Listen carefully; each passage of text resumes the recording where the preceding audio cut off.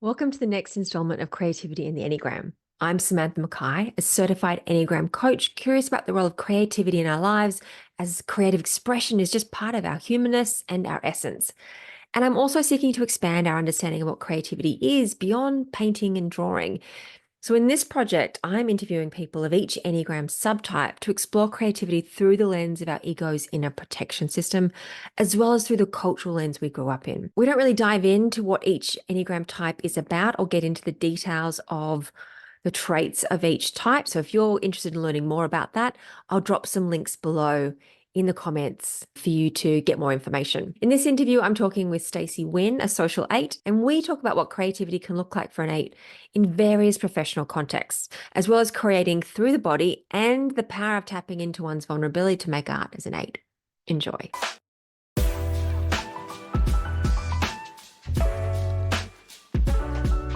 And today I'm talking with Stacey Wynn, a social eight, and also a life coach working with women in abusive marriages going through transitions to help me out, move out of that.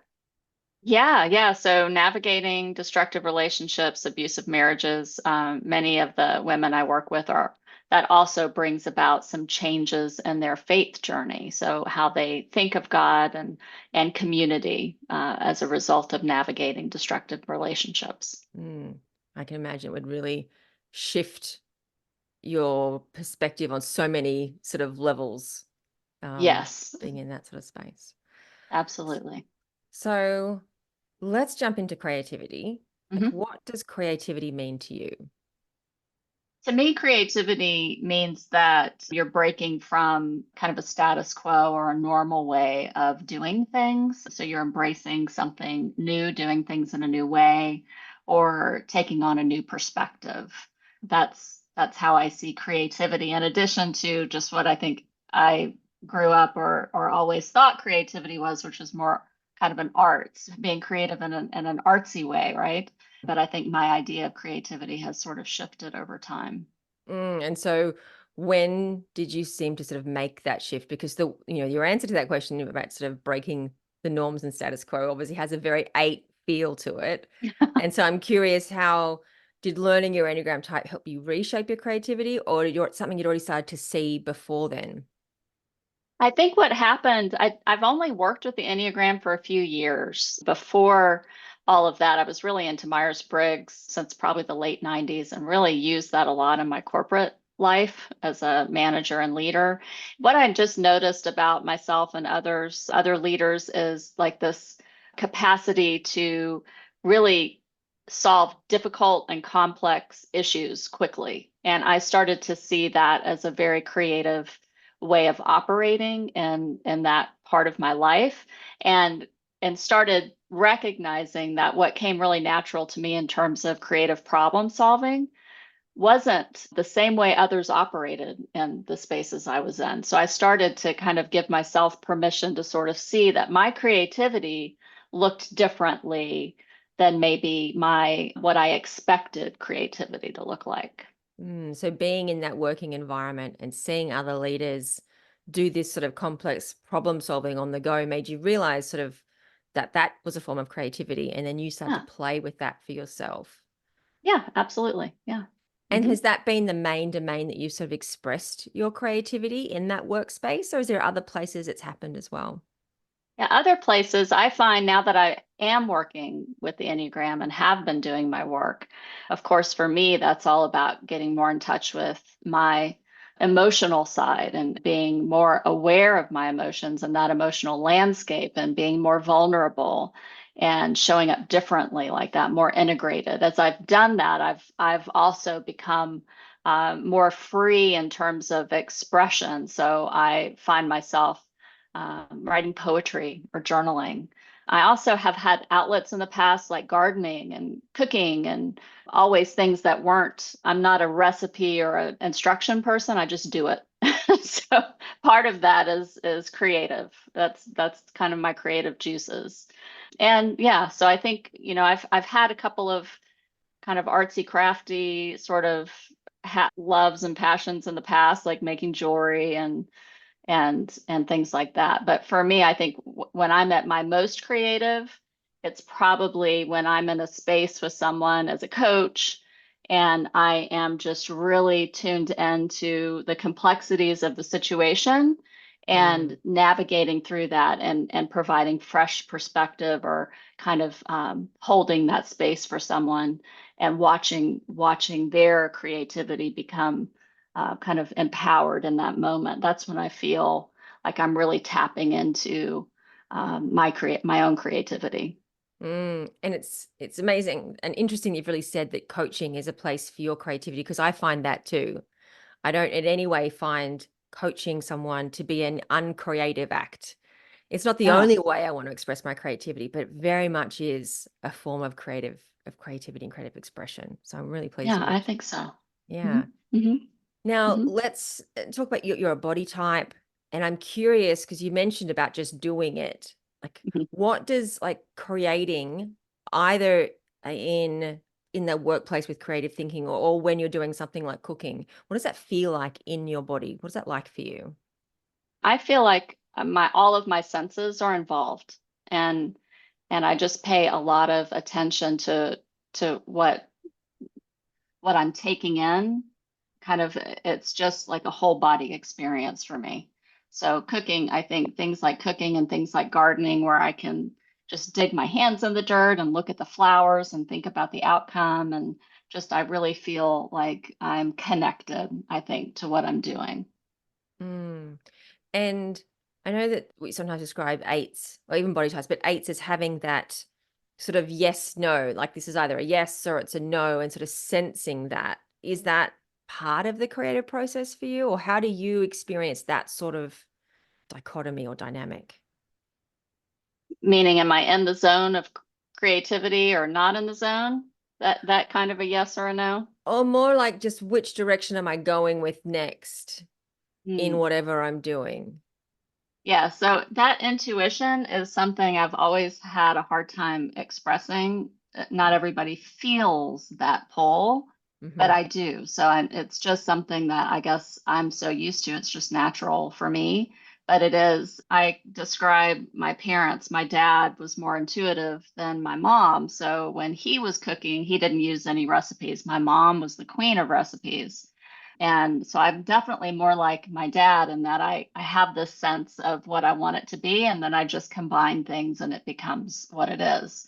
So that's just a little example of how I might go about something. And it's also, I think, how I decide if I can or I do want to enter into that creative space or not, because I don't necessarily feel guilty if I think I might want to do something and then I decide, yeah, I'm just not feeling it, then I just kind of set it aside and I know that I might come back to it or I might not. And that's more of just, I think in that moment, just honoring how I feel internally about it and whether it's still kind of a connection for me to continue, Mm, if that makes sense. it does. And it makes me think how, for other people or other types, that moment of it doesn't feel right can often come with a lot of guilt, which we can label Yeah. as procrastination. But it seems like there's an ease there of like, it's just not, it's just, we're not feeling it right now. And that's completely okay. Was that something you had to learn, or do you think it was sort of just innate to the way that that eight sort of structure works? To me, it feels innate. I don't feel a lot of stress or guilt or shame or anything like that for not completing something. It seems like it's more on the front end for me, where that's part of my logic and reasoning about whether I'm going to do it or not. Hmm. And once I get to the point of doing it, I've already passed through all those hurdles and thinking through all of Right. that. So maybe it's more on the front end for me. Okay. So it's about whether I start or not. And once you've decided to start, you will continue. Yeah. Yeah. Yes, usually. That is usually how it works out. Alright. So is there anything particular that like supports you to be creative? I wish I could understand what makes me feel like I'm in a more creative space than normal. As I'd really love to be able to tap into that more often, but it seems to kind of just kind of come on to me as like a mood or a need to do something. Like writing's an example. I will just have something sitting in my mind and like replaying. And I feel like I have to do something with it in that moment. And there are moments like that that happen. And I wish I could just kind of know what that switch is so that I could flip it more often because it is a wonderful outlet. And Mm, it's something that, I cherish when I look back at some of what I've written in the past, whether it's journaling or poetry. I can really feel what I was feeling at the time. And I find that really valuable for me just to look back and remember some of what I was trying to capture.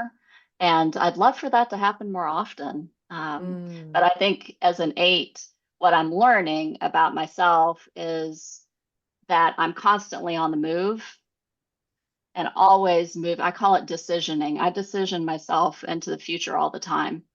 yeah. And sitting in the present moment is where most of that creativity has to flow. So I have to be kind of anchored in that moment Mm, in order for it to really take hold. yeah. That makes a lot of sense on so many levels.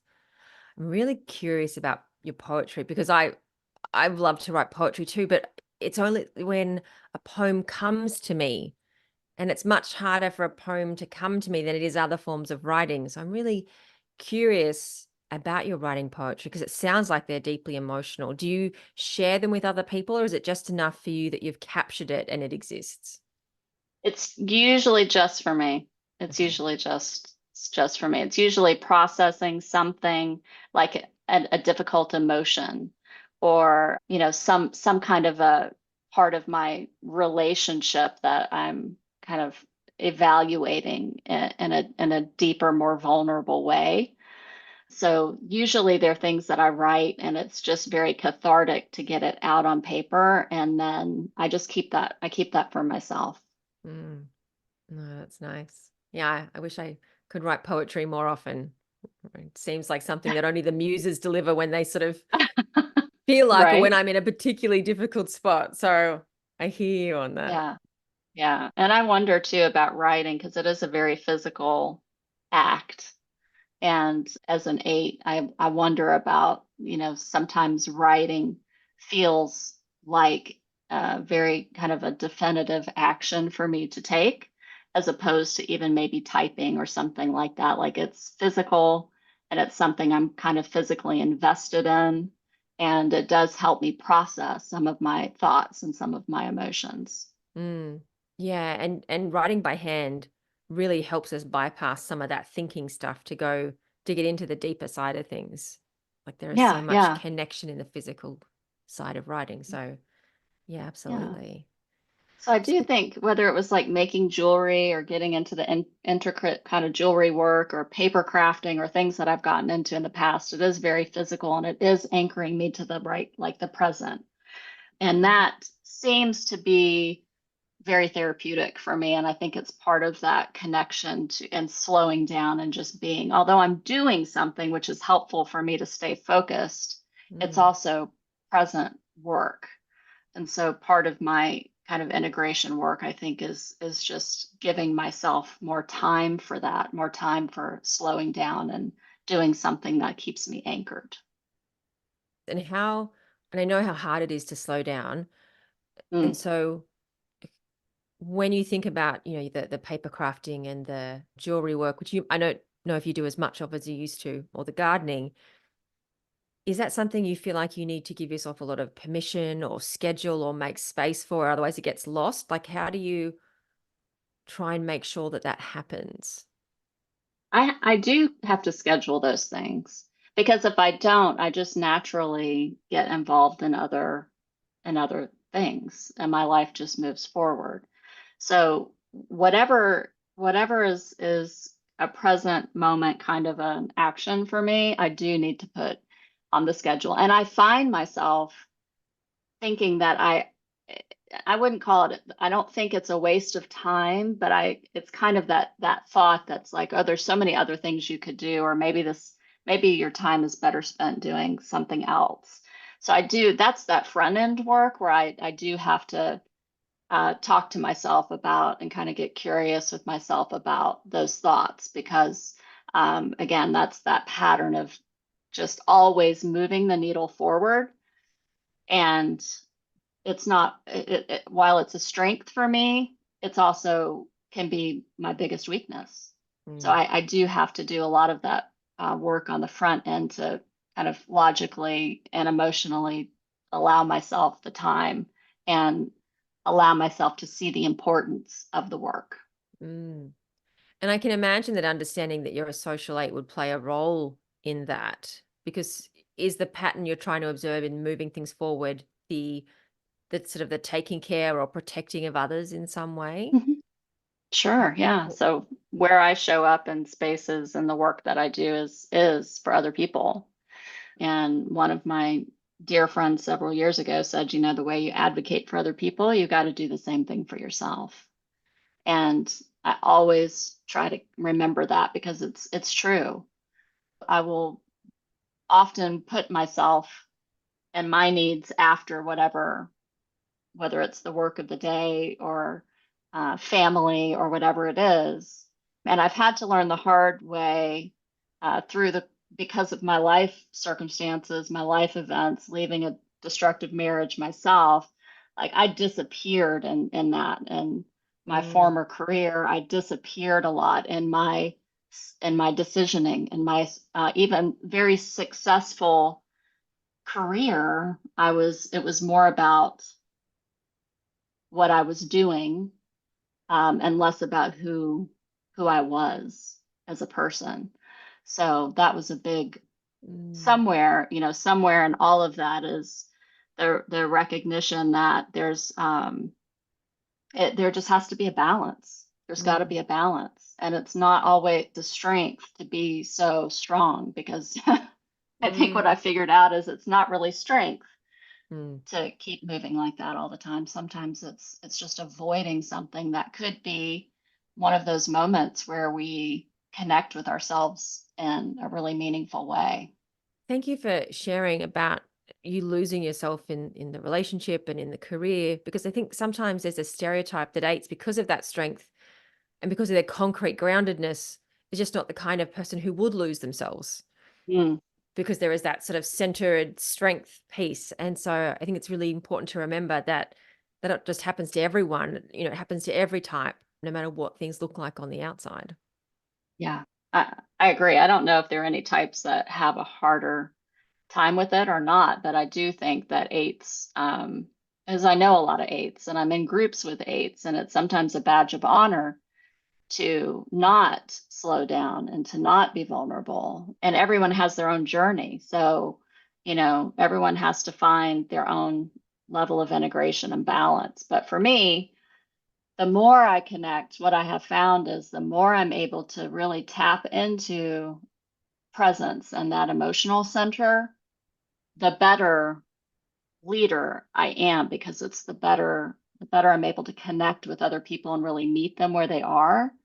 You know, I just think the better person I am depends on my ability to navigate those circumstances and try to do it in a way where I'm not just centering my own comfort level, but sometimes getting out of that comfort level really takes me to a new level of comfort that I never would have anticipated finding.